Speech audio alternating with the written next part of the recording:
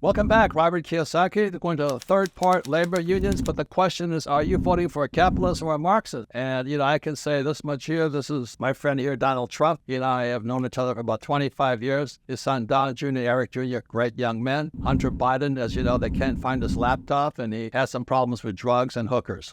But like father, like son, as we could say this, And the two Trump boys are fine young men. I can vouch for them because I spent years with hunting with them all over the world. But the question is Kamala a Marxist, or are you voting for a Marxist if you're not in America? Another thing that Marx said here was workers of the world unite. In other words, join a labor union. So labor unions get together. What I think is funny, Kamala is so bad the labor unions won't endorse her.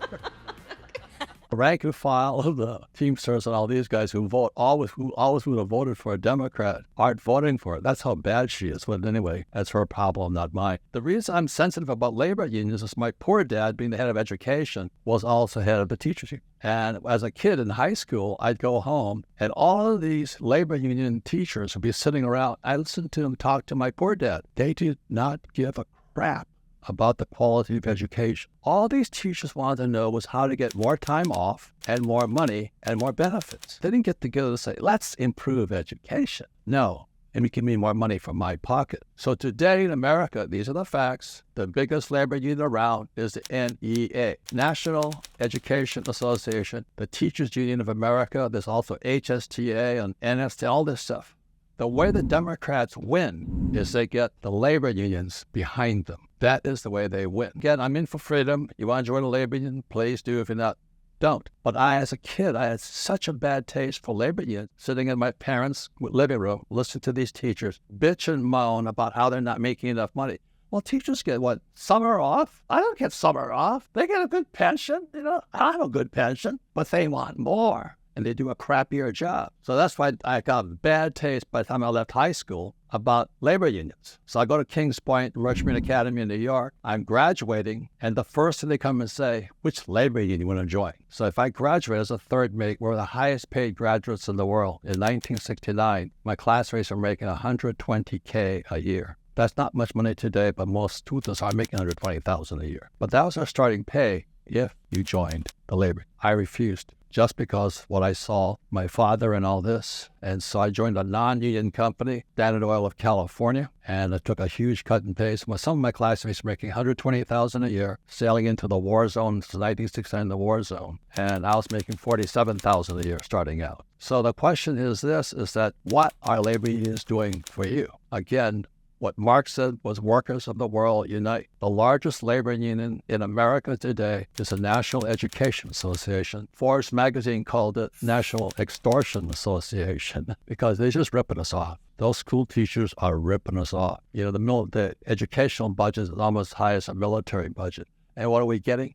The schools are now teaching boys to be girls and girls to whatever they do.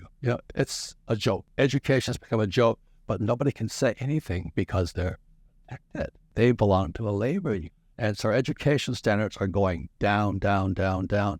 It was Barack Obama, another Marxist, who pumped through student loan debt. And now America's students are so deeply in debt, $1.8 trillion. 1.8 trillion. So it doesn't affect the rich kids because my friends who have rich kids, the kids don't have to apply for student loans, but the poor and middle class do. So what Barack did and Obama did, because they was vice president, and now they have to cater to the NEA. They are the puppets of the National Education Association. And our kids are getting screwed because the quality of education is going down and the poor and middle class debt is going up. So thank you. That's my biggest complaint is why don't the two school teachers do their job and focus on teaching better education rather than your son should be a boy or a girl and your girl should be a boy? What the hell are we teaching here? So I'm sick and tired of the National Education Association. I refuse to join unions. You want to join a union? Up to you. You want to vote for Kamala as a Marxist? Up to you. Vote for Trump as a capitalist. I vote for free market enterprise. I don't want to belong to a union. You can if you want. But what's even funnier to my right now is even the labor unions, the members don't want to vote for Kamala. She's that toxic. The Teamsters Union, I believe, and several other unions said we're not going to vote. We're not going to endorse. So that's what we are today in America. We're a big battle between capitalist Donald Trump and I say Marxist Kamala. And don't take my word for it. I gave you these 3 videos. Watch their actions, not their words. So before I end off on these 3 things here, there's one big thing about actions speak louder than words, is my friend Donald Trump here put a wall up between Mexico and the United States. When Biden came to office, the second act was to take down the wall. And I think there's 13 to 14 million illegal aliens crossing the border. But it's more than illegal aliens he opened the border to. I mean, what Biden and Kamala did, because what's coming across the border now is fentanyl, large doses. I saw 60 Minutes saying 300,000 kids and people will die of fentanyl now because it's so cheap. They got so much, which comes from China. Thank you, Joe Biden, and thank you, Kamala Harris, for opening the border. Again, watch what a person does, not what they say.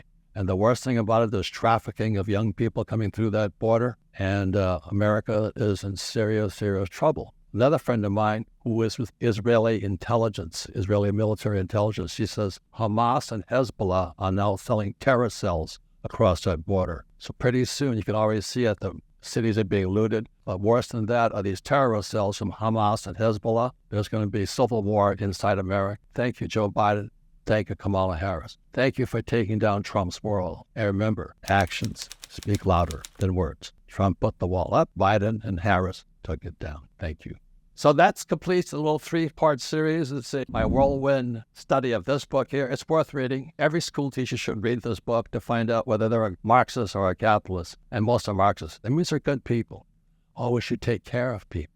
We should give them all they want. But I was taught you teach a person to fish. But what Marxists say is we should give them fish. And the trouble with giving them fish is you have to feed them for life because they're helpless.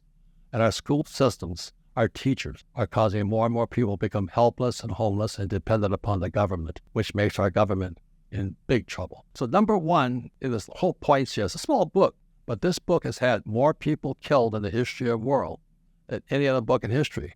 That's all it is, 48 pages written in 1848. So number 1 was the abolition of private property. In other words, you don't want any rich and poor. Everybody has to be equal. And that's caused, and the way they get rid of your private property is via taxation and inflation. Or as somebody once said, don't worry, be happy. Someday you'll own nothing. That's what a Marxist would say. Number 2 is taxation. America was founded as a tax-free nation. And Donald Trump fights taxes. I don't pay taxes because capitalists don't pay taxes. But the Marxists want you to pay taxes because that's one way of stealing your wealth, inflation or taxation. And the third point are labor unions. The most powerful labor union in America today is the National Education Association, or as Forbes magazine calls it, National Extortion Association. And the reason Forbes calls it that is because most school teachers believe in Marxism. They may not know it. They may not have read this book, but Marxism is being taught in our schools today. So that's why I recommend you buy this t-shirt here. $50. You support my friend Donald Trump, front and back. $5 goes to postage and handling. $45 goes to the campaign to elect Donald Trump president because he is a capitalist. And thank you for watching these videos. And as a bonus, if you want to find out the top three things that schools do not teach about money, watch the next video. And thank you for investing in your financial education, because the way to freedom is via financial education, not Marxism.